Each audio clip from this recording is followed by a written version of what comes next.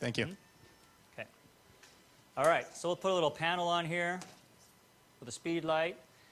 And this is the PhotoFlex panel that we talked about earlier, but we'll kind of just whip this together and kind of get you guys to see how this all works. There's our instant window light. And we're going to have that somewhere over here.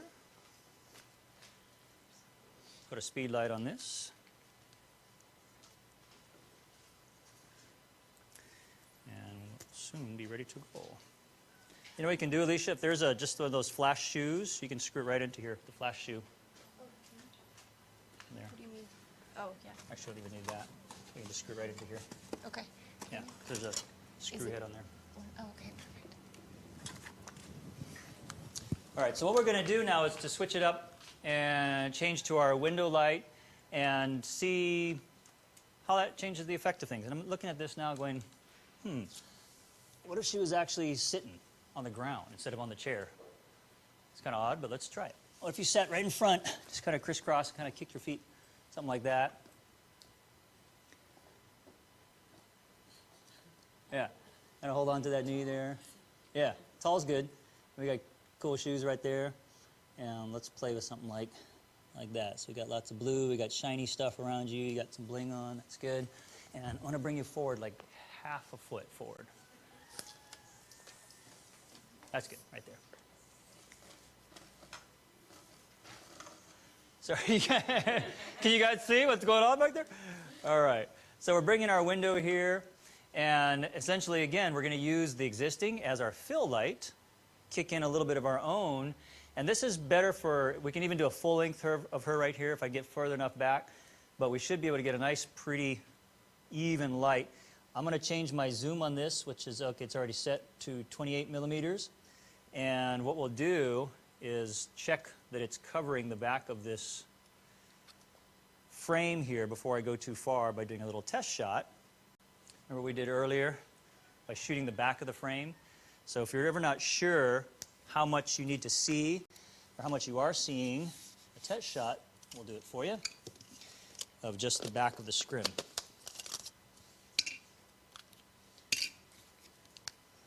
So I'm going to just shoot the back. We don't need the hair light yet, Elise. And see how much of that scrim we're covering with that. All right, so can you guys see the light fall off there? It's pretty even. A little bit of fall off towards the edges. If I went a little bit wider because this thing's a little closer, can you see the light pattern on that scrim? So I'm going to go just one step wider with my zoom so that we can cover a little more. Now we're perfect. All right. Now we're ready to shoot it. Down on the floor we go. So my base exposure is the same as it was before. I haven't changed it. It was 200 of a second at 1.4. I'm at ISO 320. That's what my basic exposure was before for the background.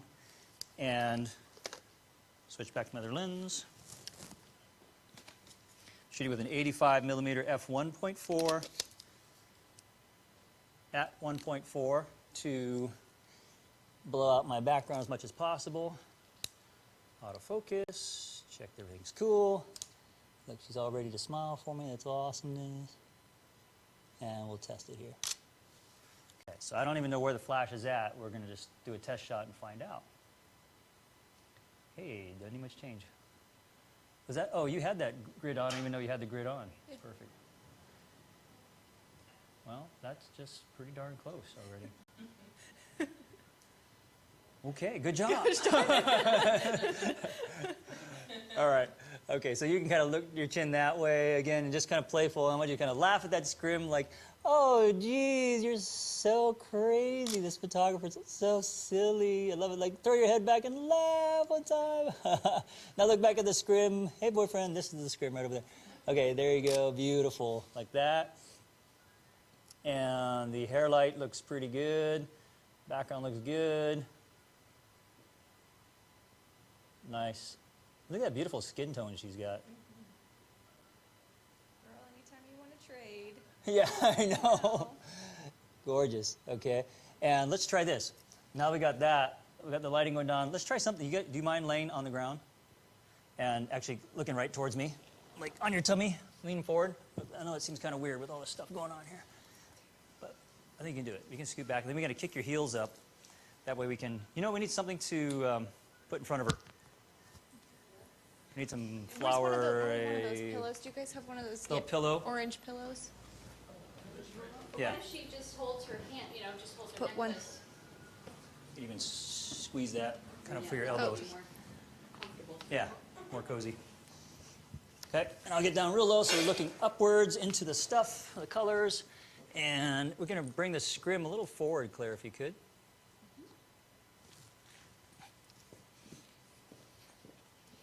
Closer into her? Just towards me more so it's more wrapping. Come this way and back that way. Right about there. Okay. Okay, Gil. And this, your little feet, you can kick them up and kind of swing them over that way just a little bit. Yeah, so you can see your heels in the back. Awesome. And kind of look right up towards this panel and look, turn your chin to the right just a bit, looking right up at that and give it a big old smile there.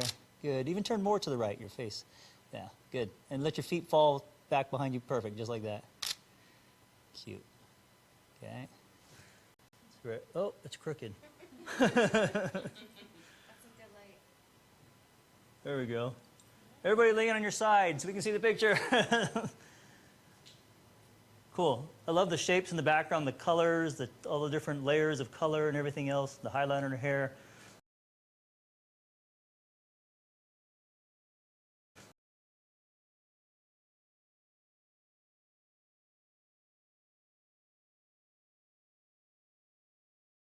Light on her face is gorgeous.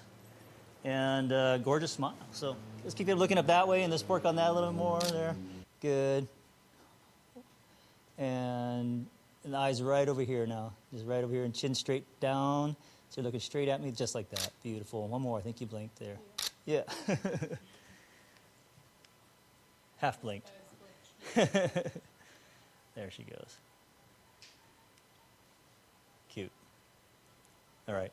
So look at that window light there. It's a little different than the octo. It's a little more overall even. And what we can do is to finish up with maybe a full-length shot to see how that window works for full length, or even with the two girls together in a shot, like girlfriend's shot. This is kind of nice on the floor. Can I do the rest of my workshop like this? Look up. Okay, I'm going to get up now. So there's window light, which we haven't really played with yet. Love the quality of this. It's very even. We can cover more area with it and still keep something nice. So let's try. I'm going to let you stand up, and let's see how much we can get without changing things around here into a longer shot. I'm going to switch it up. Yes? If you have a second, could we turn on the EXIF data in Lightroom? Oh, yeah. Sorry. I had that on before, and Thank you. there we go.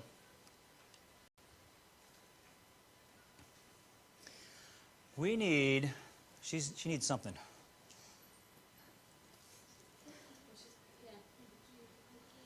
How about just like throw your hands up, yay! One quick time. And look that way towards these people. Girl, just throw them up. Come a little closer. You can hook your hands in your jeans here. Come a little bit closer to this thing over here. See? All right, there you go. I need to change my lenses here. We're going to go so a little something wider.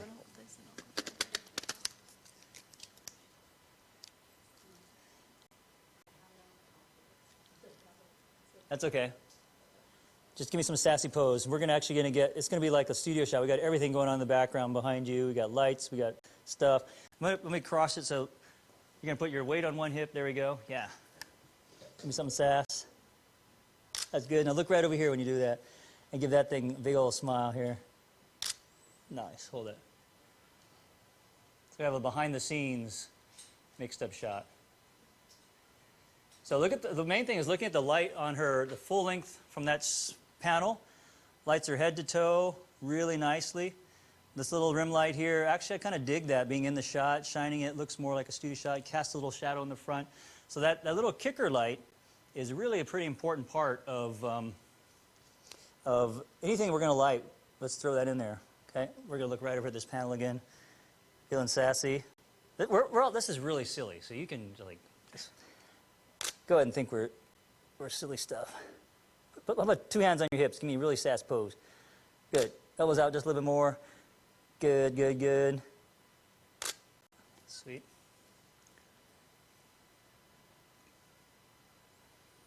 Cool light there. All right. Love the flare coming in. Again, nice, even. She can do a lot of different moving around in here without us having to change the light source too much. Why don't we do a final shot? Let's get the two of you guys together. So come on, bring us back in here together. This is shooting with the 24 millimeter at f1.4, and this is another lens that I really love because you don't typically see wide angle with a blurred out background unless you have a 24-1.4. So to shoot this with a super wide and still have stuff blurred out in the background requires that f1.4, which is, again, pretty fun to use. So let's say the two of you guys together. So how about you have a seat since you're so much taller? And why don't you come on over here? We're going to kind of lean you over on this side here, kind of kicking back into her a little bit. And that's good, Alicia. I have to aim it up and this way. So my rim light, hair light, Alicia moved now so that she's not just right over there. She's more directly behind the two girls here. Okay? And you're going to kind of turn a little more sideways and lean back in. So scoot right back there. Yeah, perfect. I also increased the power a little bit because I got further back. Okay. So just take that into account. All right. One thing we're going to talk about tomorrow is feathering of our light in order to cover several people with one light source. Excuse me while I dig in my bag here for the other lens that I want. And I don't see it. I'll use this one. Okay. So when we talk about feathering our light, and I'm going to have you turn so your back's kind of to her just a little bit too. So just turn your hips a little bit and then turn your shoulders back this way. Yeah. You kind of lean into her just a little more.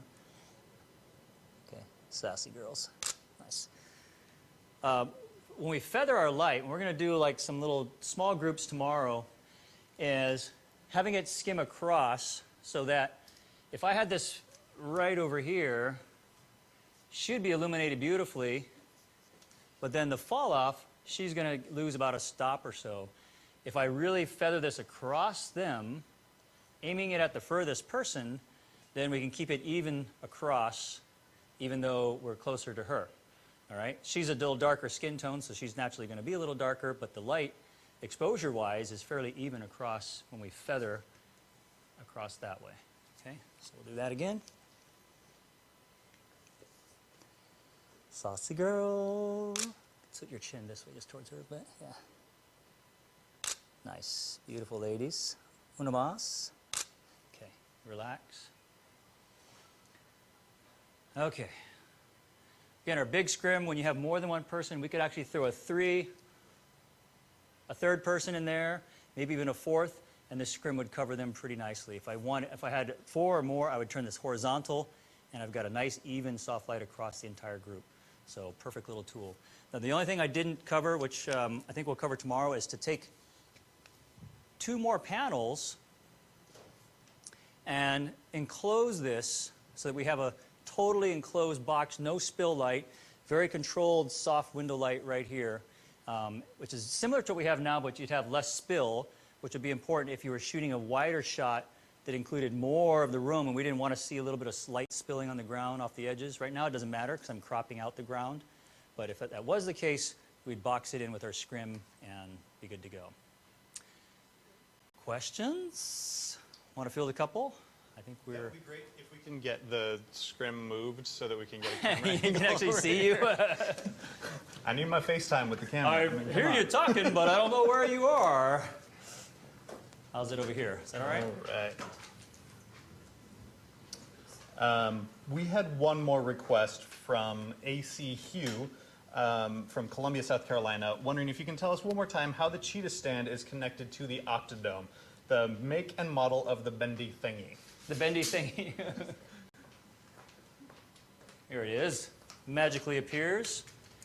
All right. The Cheetah stand is connected to your Octo thingy by a little bendy thingy that is from Photoflex, and I don't know the model number, but it's basically, if you look under PhotoFlex angle bracket, that's what it is. And there's a lot of different manufacturers you can get these from if you wanted to, but the angle bracket's essential so that you can, of course, angle, when this is on a pole, to any angle. And then the PhotoFlex bracket just sits right in that socket that sits on the top of the Cheetah stand, which is a normal normal light stand adapter. Thank you. Perfect. Okay. Yes. I have a quick question from Powell, who would like to know if you always use prime lenses, and if so, why? I don't always use prime. In fact, one of my favorites is the 70 to 200 f2.8. I also have a 12 to 24, which I love a lot. But I do love the primes when I can get that really fast aperture, like my 85 1.4, my 50 1.4, and the 24 1.4. I love. If a zoom could do that, I would buy it. I don't have any problem with the quality of zooms. It's just that fast aperture you can't always get with the zoom. Cool, thank you. Yeah. So those were two easy ones. So Okay. let me give you a slightly more difficult one. Oh no, hold me, you guys. You guys help chime in if you need, okay? Diane Lundgren Photography from Rhode Island is wondering, it really looks and sounds as though Kevin is kind of guessing at the lighting strength. At a wedding, we don't have time to do that. Is there a method that you're using to have your initial settings? Yeah, I mean, it is a guess. It's an educated guess based on experience as far as where I start. But in a wedding, it would be the same. You'd have to do a test shot. If you had a light meter, you'd have to run out there and meter it and do a test to see where your light's at and then go back and set your camera. So I really don't think it's any slower than going out there and actually metering. Now, you could use TTL if you're at a wedding. You can use with the Flex TT1, TT5 system from Pocket Wizard. It actually works in TTL mode, so you could totally be wireless and using TTL. I'm not using TTL here because it's a little more controlled situation and it's easier for us to demonstrate without the TTL complexity. But when I did shoot weddings and such like that, I would use it in TTL mode to get me pretty much within half, I'd say even within a third of a stop just off TTL. But I do think that you can make a pretty educated guess, make a few adjustments, especially when you have the adjuster on your camera. And once you've got it dialed, then you just start shooting. You don't need to go back and adjust much unless you really change your scene up a lot. Okay. So maybe not as difficult as I thought. Yeah, no, I mean, it's true. It does look like I'm guessing a lot, but it's guessing based on, I know this setting is going to get me within a half stop of what I want, of what the lights needs to be, and then I just make one adjustment and then I'm there. And I think most people, once you've done, if you do that, you're going to be within a stop and a half. Should take you no more than one, maybe two adjustments, and then you're dialed. Okay, another quick question. This is from Shao from Georgia. Can you tell us what your focal point was when you're shooting both of the girls at the same time? The eyes. I was always focusing on their eyes. So whether I'm moving my focus point up or down, locking on their eyes and then recomposing, or using just a center lock on the eyes and recompose, but my focal point is always the eyes. So one of the girls' eyes? Well, they're both, yeah, one of the girls' eyes, but I've also put them, if you notice when we did their shot, I had them in the same plane so that they really were the same distance from the lens. So if I hit one eye, the other one's going to be in focus as well. If they were staggered, of course, then we've got an issue, and I've either got to shoot f5.6, f8, which is going to change the look of everything completely. So I wouldn't do that unless I intended for one of them to be out of focus. And would you focus on the inside eye closest to the other girl versus the outside eye? If they were staggered, you mean? No, if they were, when they're side by side. Yeah, Does I that would make a focus on difference? her, when they were just like this, but they were closer together, as I'm focusing on her inside eye. Inside eye, okay. Yeah. Thank you. Great. Fashion TV from Singapore, who always asks amazing questions. The hair light did not hit those girls evenly in the duo shots. How can he improve that? Just trip a wider grid. Yeah, I would have, actually, we didn't take the time to do it, but Alicia put on the two stacks of grids. Actually, bring that grid spot out here, Alicia, if you would.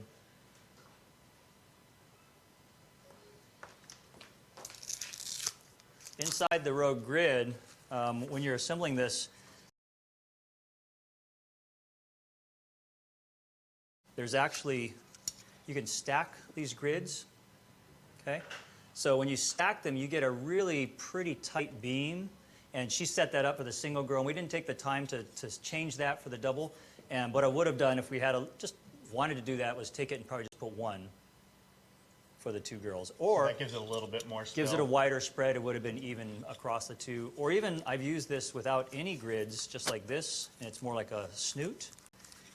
And just like that is actually pretty nice too. It has a wider beam pattern. Might have been a little more, probably maybe caused a little bit of flare, but maybe we like that, right? Talked about that might be okay. Yeah, so that's a good question, and definitely if we were going to take a little more time, we don't have a whole lot of time left, just modifying the grids would have fixed that. Okay. Do you want to take a couple more questions? Or Sure, yeah. Okay.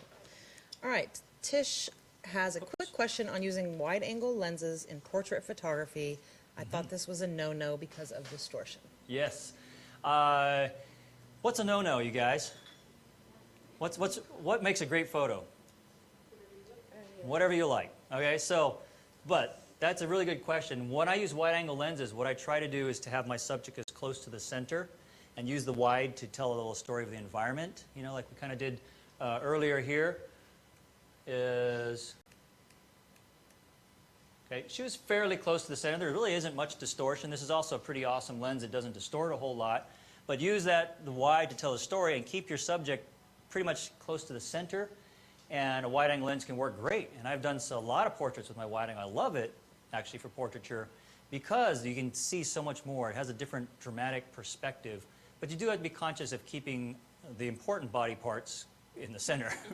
you guys know what I'm talking about, right? You don't want certain things going wonk, and that can definitely happen if she's off to the edge. So I just keep them away from the edge. And of course, if you like it like that, then it's totally fine. But Great. Thank Yeah. you. And you guys jump in whenever you have questions, okay? Does anybody have any questions here? He's doing such a good job. I know, he really does. He's answering all of our Excellent. questions. Okay. How much more do you have to go today? we can wrap. Okay, now. cool. Yeah, I think that's we're getting the sign that it's time to. Okay, good. I just want to make sure that we weren't going to keep you from anything else that you had planned. Good. Where was this? C. Schonwalder was wondering said, if you're at 1/128, the lowest possible power on the speed light here, and this was earlier this afternoon, why is there ever a need for bigger, more powerful lights on outside sets? There seems to be plenty of power available in higher settings of the speed lights. Yeah, a lot of times there are, and we're in a very low light situation right here, which is why we could go down that far. When we step outside, which we're going to do tomorrow, it's going to be a different story. We're going to be at probably full power and maybe 2 speed lights to be able to balance with the sun. So that's when you'd use the 2. Or if I'm shooting, say we're doing a whole fashion series here, and she was going to be moving and dancing and shaking her booty stuff, and I'm going to be boom, boom, boom, boom, boom. That 1 speed light, I'd still put 2 on there so they could recycle instantly. Because at 128 power, 2 speed lights would be like, I could shoot as fast as I want and keep up with her. Okay, let's see. There's D in the chat room who says, I still don't fully understand the idea of auto ISO. Ah, good. Should we also be try changing ISO or lock ISO 200 when mixing flash with ambient? Yes. In fact, on most cameras, the Nikons specifically, when you use flash, if you attach a speed light to the top of flash, it disables auto ISO anyway. If it's not disabled, for example, you've got it triggered from a PC sync terminal or something like that, then it's a good idea for you to turn it off yourself. And that's what I do. I turn auto ISO off whenever I'm going to be using flash, because auto ISO will get totally tripped up by a flash system. It just doesn't understand what's going on. And it's not made to work with flash. But auto ISO is great when you're outside in just natural light, and I use it all the time, especially on weddings. It has saved my butt a ton of times. You know, when you're running from inside, you're shooting inside a dark church, and you're at 1600 ISO, and then the bride runs outside.